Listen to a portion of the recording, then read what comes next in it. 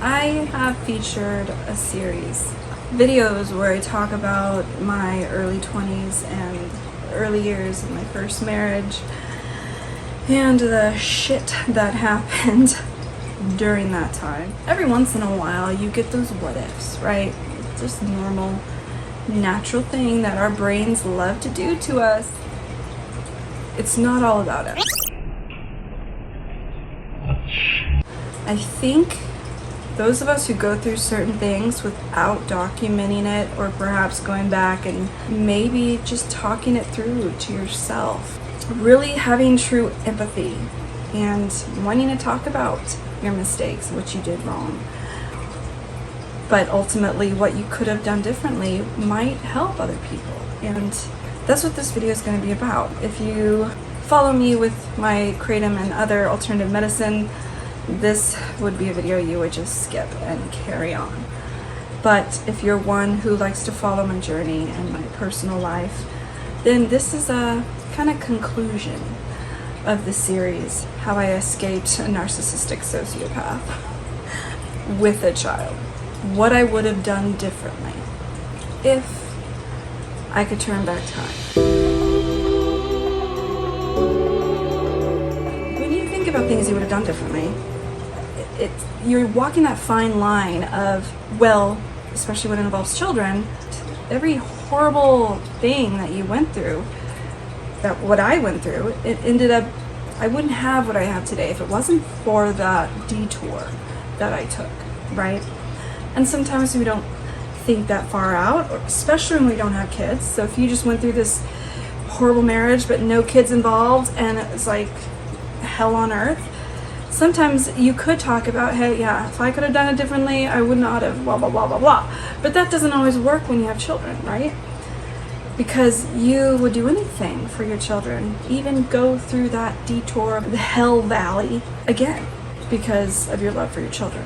Seeing the love that you have, I'll just speak for myself, my daughter that I had during that first marriage, it really makes you reflect.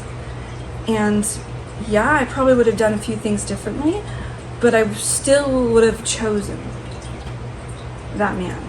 I believe every action we take will continue us down the inevitable journey that God intends for us. I don't think there's a wrong choice.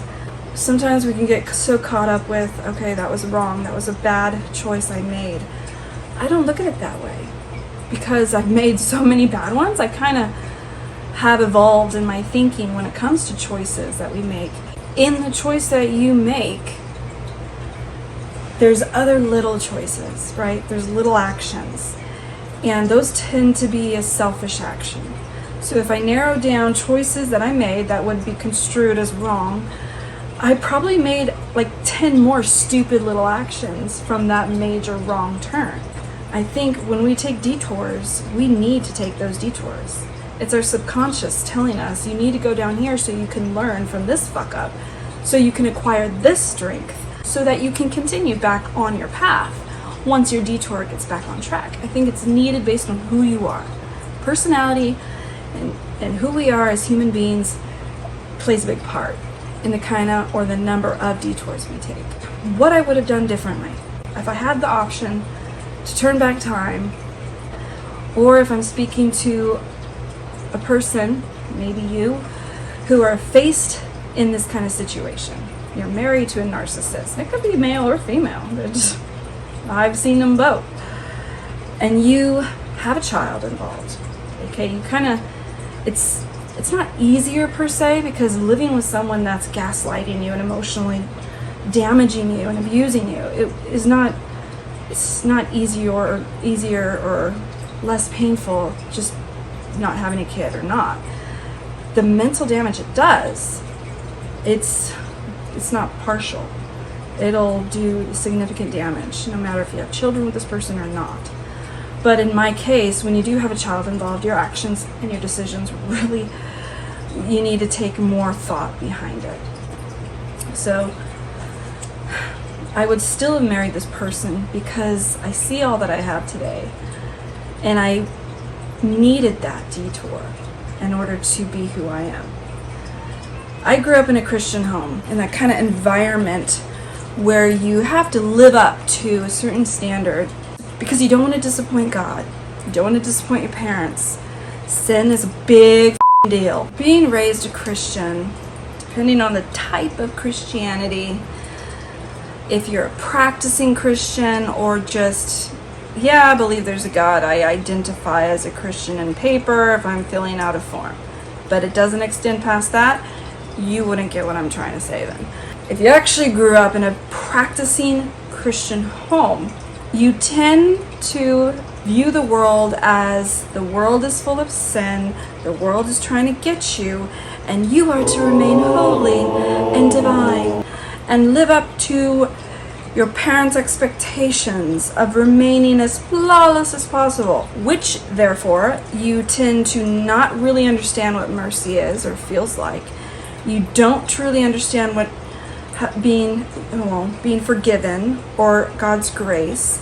You don't have the depth behind those things that you otherwise would have if you fucked up and you did a lot of stupid things that you really would want forgiveness for. 2 sinful people, equally sinful, come to God. One probably killed someone and the other said bitch. Which one do you think, when they are told they're forgiven, will truly be thankful for that and understand the magnitude of that action being given to them? Because of that upbringing, I needed to really be humbled, and a lot of Christians actually do need to be humbled as well.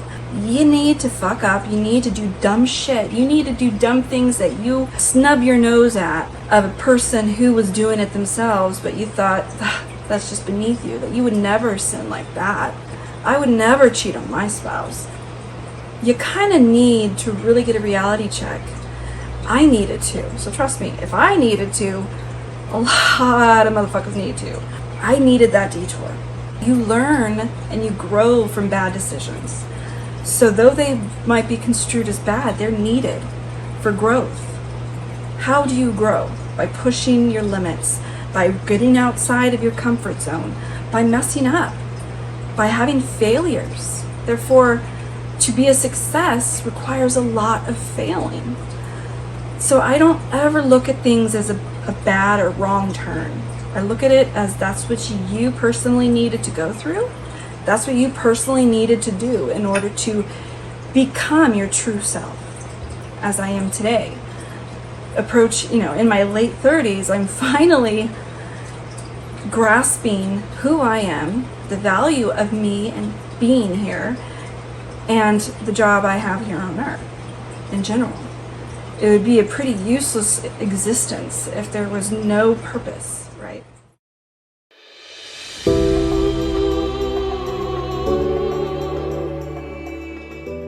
First thing I would have done differently is I would not have lied or hidden the issues in my marriage. When you do that, you paint a picture for an outsider. And when you get that as the norm to be seen visually by people outside of your marriage or your life, when you try to tell the truth, a lot of people just won't believe it, or they'll just doubt it. There'll be hesitancy there. Therefore, especially when you're needing to leave someone like this, you don't need anyone doubting you. You need support.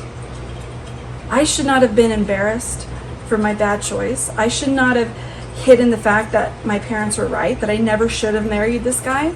Instead of trying to convince them he's amazing and try to convince them that I didn't make a stupid decision, I should have said, yeah, you know what, you're right, I fucked up, here I am.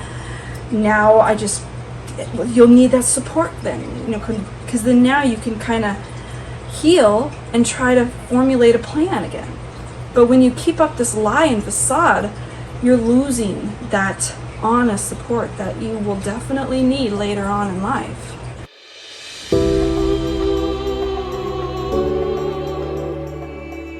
I would have stayed in church.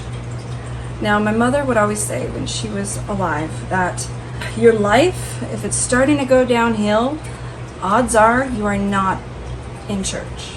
And that's true, because everyone, especially those who try to live right and be a good person, needs accountability. We need to be called out. We need to be held accountable. We need to see the comparison to our fellow brothers and sisters, or however you want to see it. You need that support system. That's just basic, and I didn't have that. Granted, people turned against me because of me hiding all the issues that I had. The third thing, I would have established an outlet for self-help. My self-help was put, as always, on the back burner, which is so bad. We naturally tend to do that to ourselves, especially if we're a very caring person, because everyone comes before us, right? Our children come before us, our spouse comes before us. We want to be there for other people if we're a good person, and we tend to always just put ourselves in the back. Okay, we're fine. I feel better when I'm helping other people, so I don't need that help. I don't need that one-on-one time with myself. No, I did. I really needed it, and I still need it. I still am learning to put myself first, because if I am not fully healthy and cared for and loved, then how am I able to love and care for other people if I can't even do it to myself?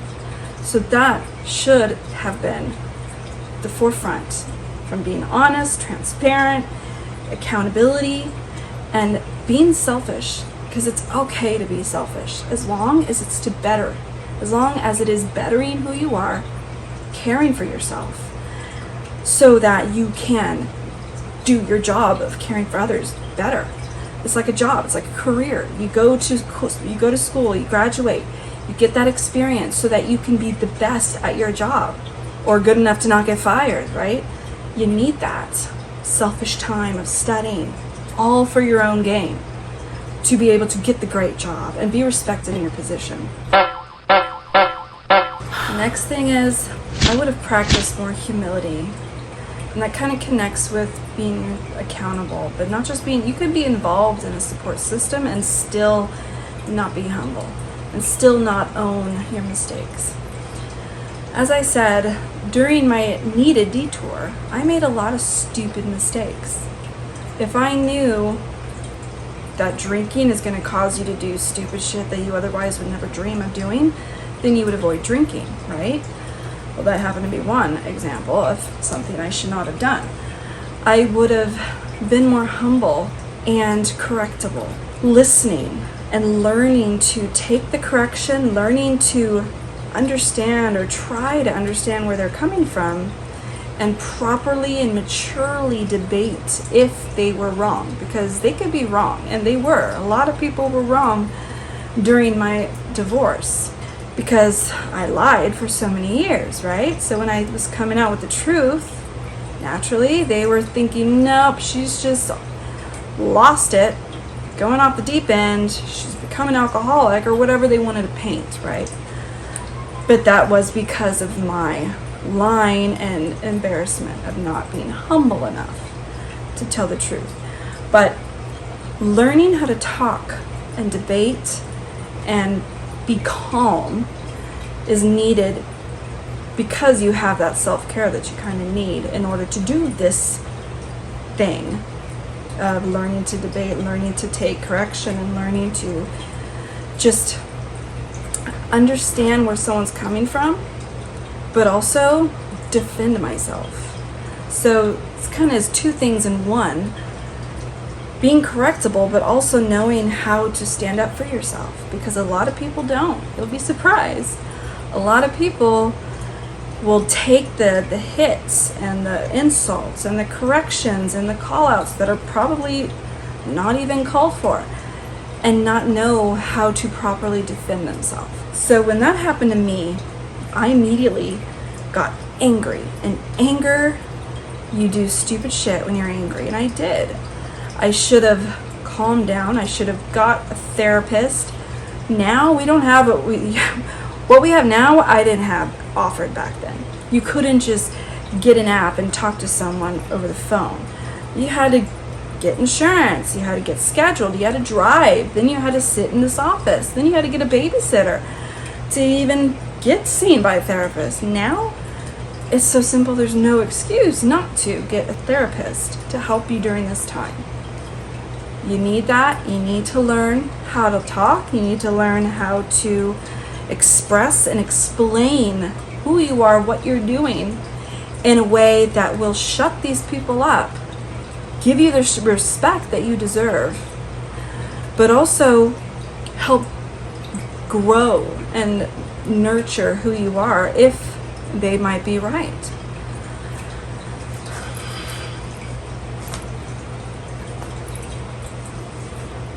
I would have avoided latching on to anything to fix the depression, the pain that I was going through. Anything can become a vice that is used to help you get through this, anything you're going through, but that could also be a bad thing. Some people turn to drugs, some people turn to liquor, some people turn to smoking, some people turn to sex. What I would do is I would turn to God. I would have used a spiritual journey to kind of be that thing that I run to, instead of running to fill in the blank. And the nice thing is, as I'm not your typical Christian, don't even identify as a Christian. I'm a spiritualist. I believe in God and Jesus and Christian dynamics or fundamentals, but I also don't limit him in a book that a lot of people do. So honestly, having regrets is the biggest waste of time you could ever have. Honestly, the only things you really should look at are who you are, what you've made it through, and the things you would have done differently based on your personal actions, not major choices. I would not look at the major choices. But for those of you who are in a similar situation,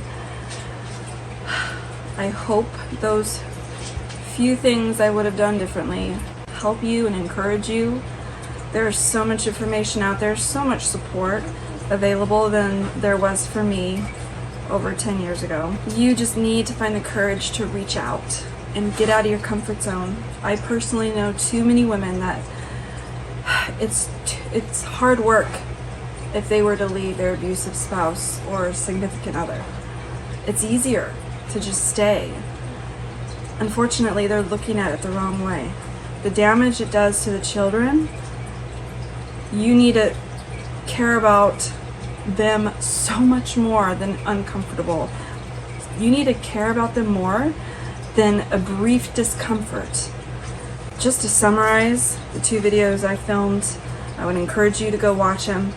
But for me, I literally had nothing to go on when I left. No career, I was a college dropout, and I had a kid, and I had zero support. No family to run to. I was granted, which is unheard of, permission by the court to take my daughter and start a new life in Portland, from Washington, Tacoma area, all the way to Portland. I would work nights as a bouncer, security officer. I wanted to make it as normal and wonderful of a day as possible, as if nothing had changed for the negative. I went days without sleep. I would put on a movie for her in the afternoon and try to catch some sleep, because I would work all night just to be there for her all day. Trust me, I know it's hard to leave and start over, but seeing my daughter now, seeing where we're at now, the relationship her and I have, she looks back at that and loves and respects me so much more. Trust me, she's a problematic teenager still, but she loves and respects me because I did that for her. She was 4, so she doesn't remember everything, but she remembers that it was fun. And the fact that I made that transition as peaceful for her and fun for her, even though I went without, even though I had to sacrifice a lot of comfort to start over, it was worth it all. So knowing that you're gonna go through hell, do it. Because you are seriously a badass if you do. And you will be respected and honored by your children, by people who know you, even if you don't have children. Get up, get out, and don't look back. It will be hard, but it will be so worth it and rewarding. Trust me, I know.